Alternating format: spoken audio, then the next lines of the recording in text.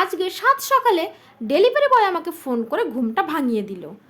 সাত সকালে ফোন করে আমাকে বলছে নিচে আসো, তোমার একটা পার্সেল আছে। তো আমি ফোন রীতিমতো নিয়ে নিচে গেছি, গিয়ে দেখলাম বড় একটা পার্সেল নিয়ে দাঁড়িয়ে আছে। আমি তো ওটা আনলাম, এনে মাকে বলছি কী অর্ডার করেছো? মা বলছে আই দেখবি কী অর্ডার করেছি। তো বললাম ঠিক আছে, আনবক্সিং করে আমি ভিডিও করছি। তো এদিকে দেখো কী করে খুলবে সেটাই খুঁজে পাচ্ছে না। তো খুলেছে, আমি বলছি এটা কী? মা বলছে আর দেখবি তো, বের করি তারপরে তো বুঝতে পারবি। আমি তো বের করার পরেও বুঝতে পারছি না, তোমরা কি বুঝতে পারছো এটা কি? যদি বুঝে থাকো তাহলে এক্ষুনি কমেন্টস করো।